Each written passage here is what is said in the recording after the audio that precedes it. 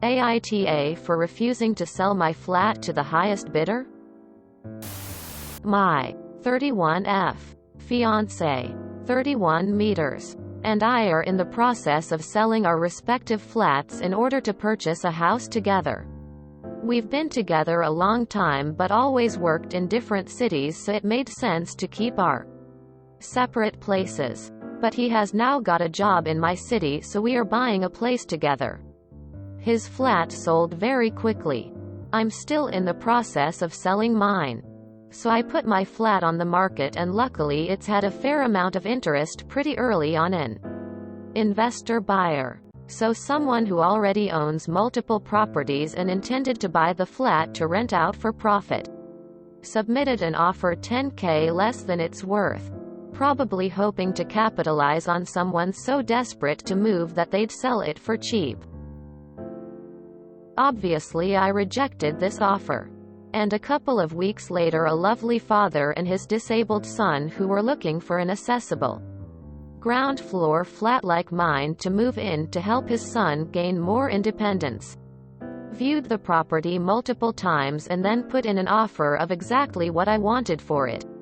I only met them briefly, but they seemed like nice people. As I don't agree with landlords on principle, I was thrilled to be able to sell the flat I loved so much to people that deserved it. They made an offer on Friday, so I was waiting until Monday to formally accept it. When over the weekend the investor buyer that had low-balled me previously came out of the woodwork and offered me $2,500 more than the man and his son. So here's where my fiancé and I disagree. He thinks I should just take the highest offer, as I don't owe anything to the father and son. So why would I turn down more money? He also believes that because we're going to be buying a property together, he should have some say on how much money I end up with to put towards it.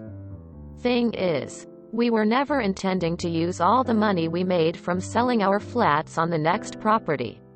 Anyway, some was always going to go back into savings. And I said I was happy to take the loss on my savings rather than his.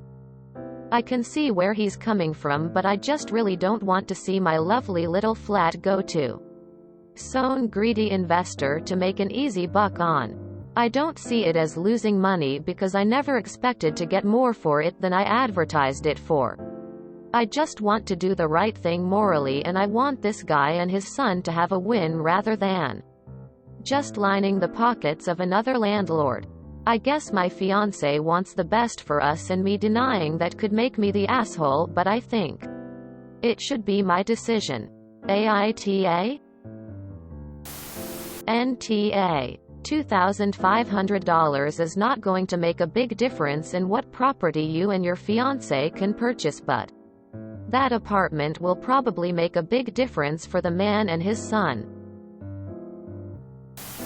It's not even enough money to consider going over to the dark side. Definitely NTA.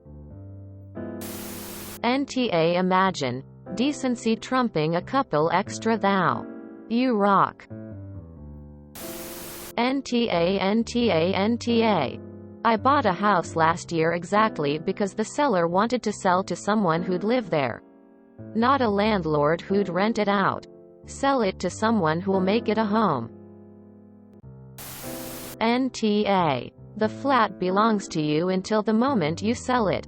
Your fiancé didn't buy it, so he doesn't get to worry about who you sell it to, and it's not like you undersold it to them either. They offered your asking price, and you felt better about it going to them. What's best for people is usually what aligns with their values, and you did what aligns with your values. NTA. In the grand scheme of things, $2,500 isn't going to move the needle for you in either direction. But access to a ground for flat for a disabled person looking for some independence can be life altering. NTA. I've done long distance before. These are the differences you start to notice once you see each other more often and have more regular life choices that affect each other. You have every right to choose who you sell your flat to. You bought it. It's still yours. He doesn't automatically gain control of those things because you are moving in together. This is a baby red flag. Tons of people prefer to sell for less for a buyer they feel connected with.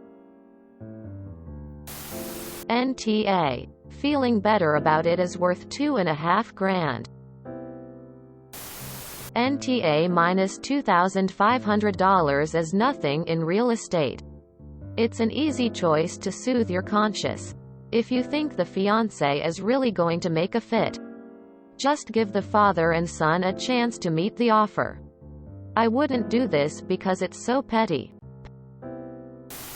NTA. I wish there were more people like you in the world. Op.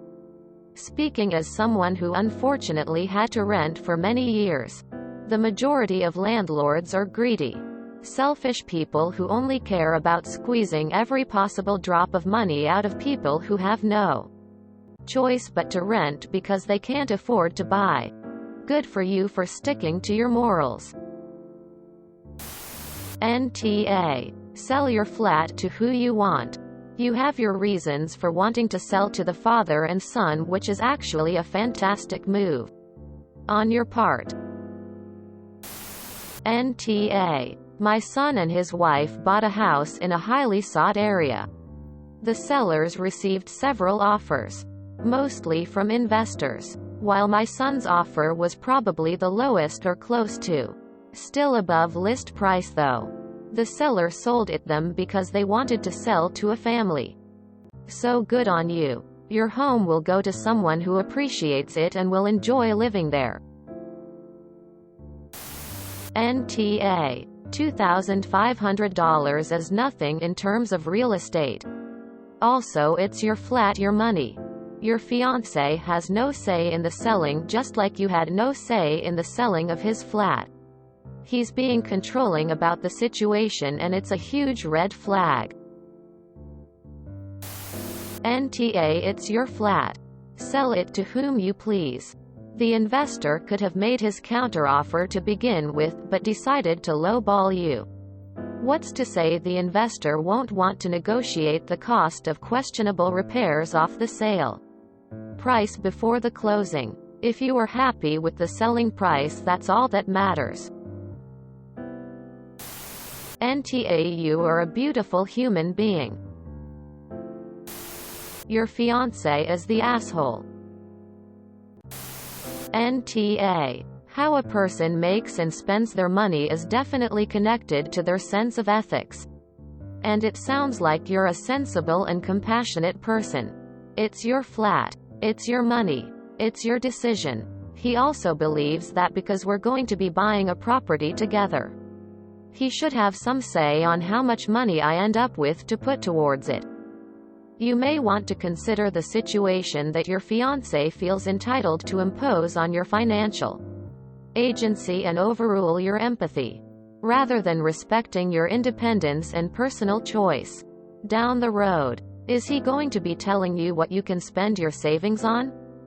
Is he going to dictate what investments you can and can't make? I'd recommend having a candid discussion about your financial balance. NTA. I think you made the right call on the gentleman and his son. Finding accessible housing in one's budget is getting harder, and you taking their offer will make their quality of life better. NTA. Even if all you were looking for was a bidding war, $2,500 is not that much of difference in either direction to really worry about it that much. NTA. It's $2,000. The investor is hardly offering you the deal of a lifetime. Do what you feel good about doing so you can live your life in a way you feel satisfied with at the end of it. If your BF is that hard up for 2.5 kelvins, he can start an OnlyFans. If you enjoyed this video, please check out our playlists full of similar content. AmITheAsshole is like doom scrolling for your ears. Please like, share, and subscribe.